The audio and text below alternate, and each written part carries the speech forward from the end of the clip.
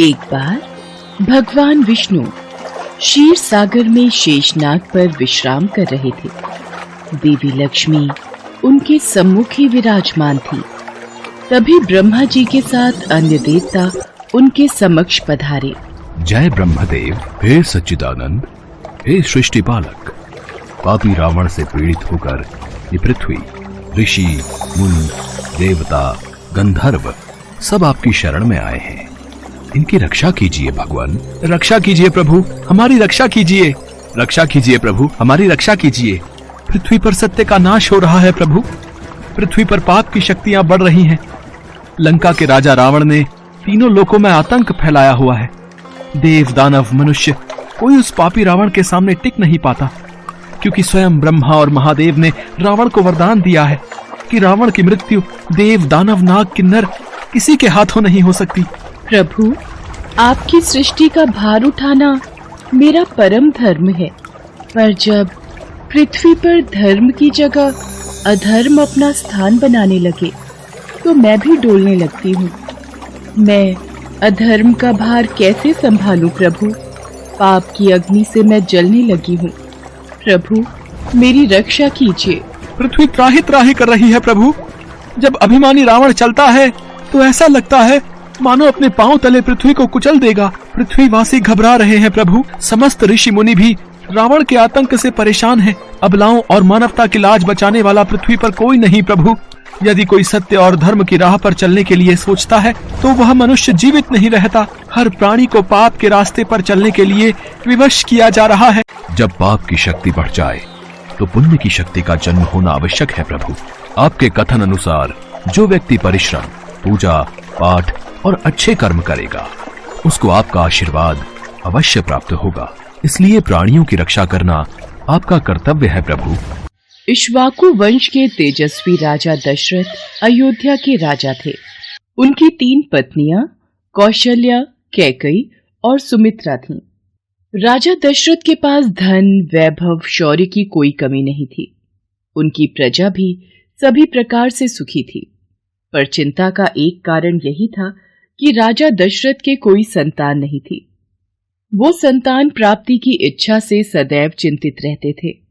एक बार, महाराज दशरथ, आज सूर्य देवता उत्तरायण में प्रवेश कर रहे हैं। इस शुभ मुहूर्त में अपने कुल देवता से जो भी मांगोगे वो इच्छा पूर्ण होगी। गुरुदेव, आपकी कृपा से हमारे पास धन, वैभव, शौर्य की कोई कमी नहीं है।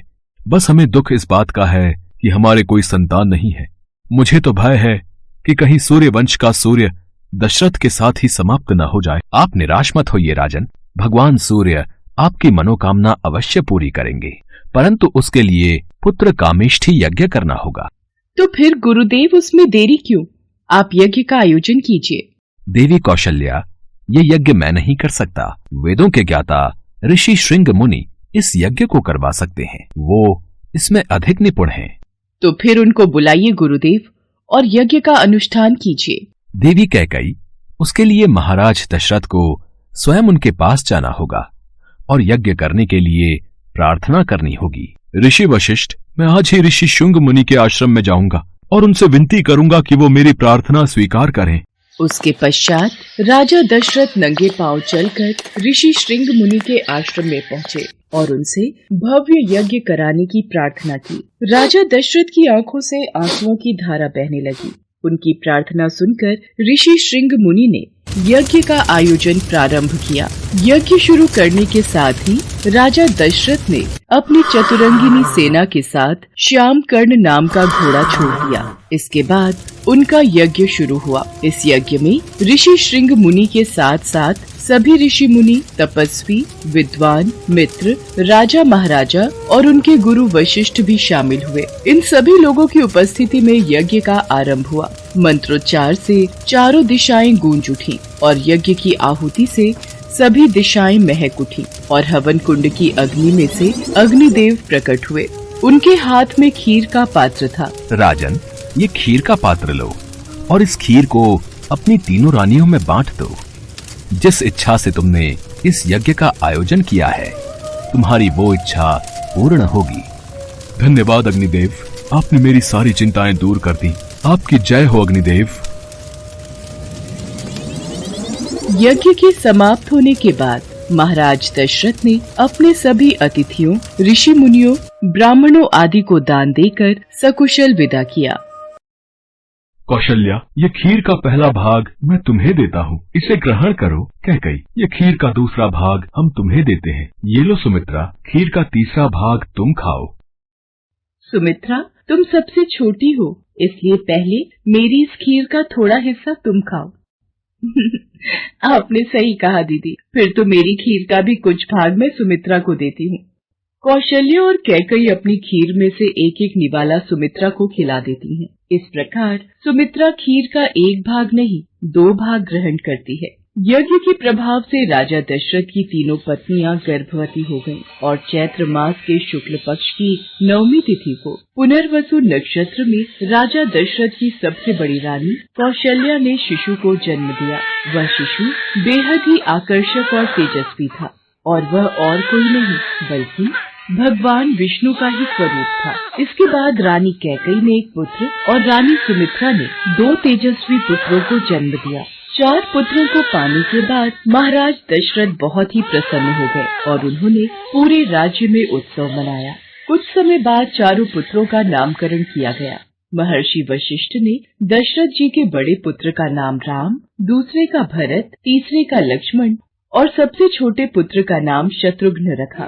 चारों बालकों की किलकारियों से पूरा महल गूंज उठा। सभी देवी देवता भगवान राम के जन्म दिवस पर आकाश से फूल बरसाने लगे। पूरा संसार भगवान राम का जन्मोत्सव मना रहा था और तभी से चैत्र मास की 9वीं तिथि दिवस को रामनवमी पर्व के रूप में मनाया जाने लगा।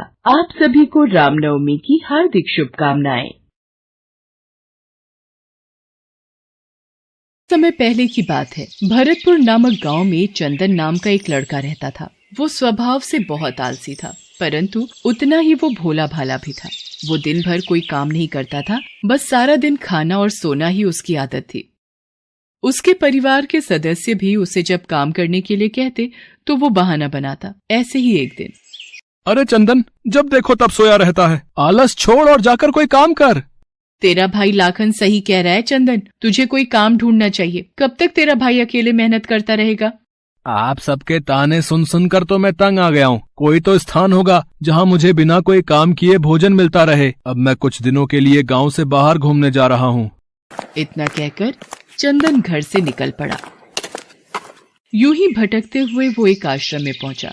वहां उसने देखा कि आश्रम में एक गुरुजी हैं और उनके साथ उनके शिष्य जो बस मंदिर की पूजा करते हैं और कोई काम नहीं करते। उसने मन में सोचा, यहाँ तो कोई काम धाम नहीं, बस पूजा ही तो करनी है। अगर मैं यहाँ रहने की व्यवस्था कर लूँ तो मेरे लिए बहुत बढ़िया बात हो जाएगी। एक बार पूछ लेता हूँ।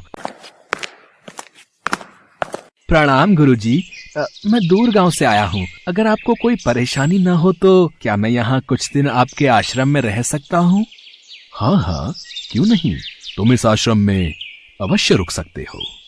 लेकिन गुरुजी, मैं कोई काम नहीं कर सकता हूँ। पता नहीं काम करने के नाम पर मुझे आलस घेर लेता है। तो यहाँ कोई काम नहीं करना है, बस पूजा करनी होगी। ठीक है गुरुजी, वो तो मैं कर लूंगा। उस दिन से चंदन गुरुजी के आश्रम में रहने लगा। न कोई काम न कोई धाम और समय पर खाने को भोजन भी प्राप्त हो जाता था। इसलिए चंदन पूजा पाठ पूरी लगन से करता था और प्रभु भक्ति में भजन गाता था। ऐसे ही चंदन को आश्रम में रहते महीना भर हो गया था। एक दिन चंदन पूजा पाठ के सभी कार्य करके जब भोजन करने रसोई में गया, अरे आज तो रसोई में खाने की कोई तैयारी ही नहीं है।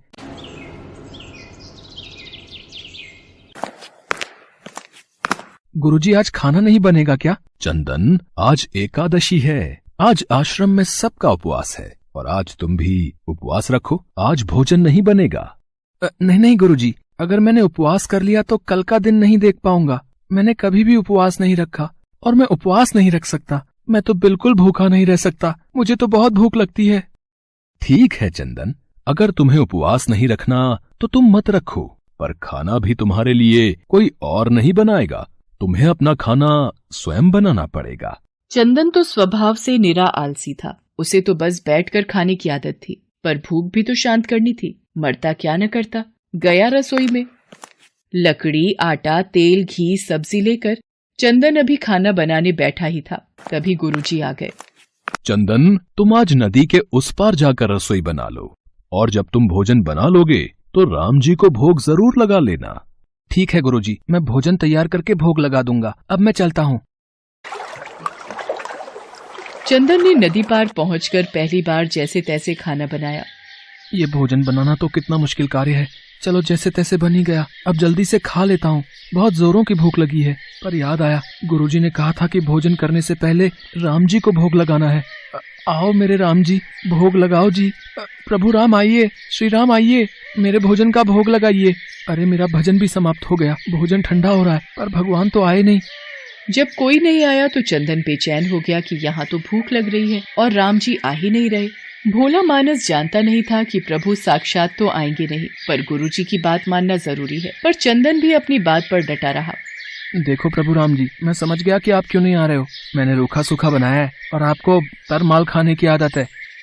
आप इसीलिए नहीं आ रहे ना? तो सुनो प्रभु, आज आश्रम में भी कुछ नहीं बनाया। सबका एकादशी का व्रत है, खाना हो तो ये भोगी खा लो।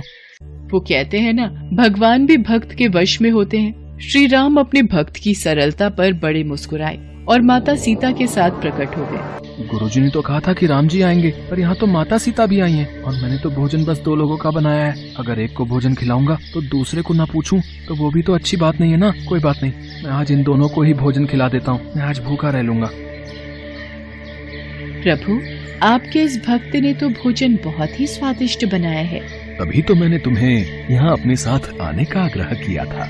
प्रभु, आप दोनों को मेरे हाथ का भोजन स्वादिष्ट लगा, ये जानकर मुझे बहुत खुशी हुई है। पर मुझे लग रहा था कि आप अकेले आएंगे, पर आप तो 2 लोग आए, इसलिए मैं भूखा रह गया। पर अगली एकादशी पर ऐसा न करना, पहले बता देना कि कितने जन आ रहे हो, और हाँ, थोड़ा जल्दी आ जाना। भगवान राम चंदन की भोली भाली बातों को सुनकर मुस्कुराने लगे और माँ सीता के साथ प्रसाद ग्रहण करके चले गए। अगली एकादशी तक चंदन सब भूल गया। उसे लगा कि प्रभु ऐसे ही आते रहेंगे और प्रसाद ग्रहण करते रहेंगे, इसलिए उसने किसी को भी ये बात नहीं बताई। फिर एकादशी आई तो चंदन सोच में पड़ गया। कहीं ऐसा ना हो कि आज भी 2 लोग पधारें तो फिर मैं भूखा रह जाऊं। इसलिए आज मैं पहले से ही 3 लोगों का भोजन बना लूंगा। गुरुजी, मैं नदी पार रसोई बनाने जा रहा हूँ, पर आज थोड़ा ज्यादा अनाज लगेगा। भोजन पर 2 लोग आते हैं। लगता है तू भूख के मारे बावला हो रहा है। ठीक है, ले जा और अनाज ले जा। अब की बार चंदन ने 3 लोगों का खाना बनाया। फिर राम जी को पुकारा, प्रभु राम आइए, सीता राम आइए, मेरे भोजन का भोग लगाइए। भगवान की महिमा भी निराली है। उन्हें भी अपने भक्त के साथ हंसी ठिठोली करने में बड़ा मजा आता है। इस बार श्री राम माता सीता के साथ भरत, लक्ष्मण, शत्रुघ्न और हनुमान जी को लेकर आ गए। अरे ये क्या, एक का भोजन बनाया तो 2 आए, आज 2 का भोजन बनाया तो पूरा खानदान आ गया। लगता है आज भी भूखा ही रहना पड़ेगा।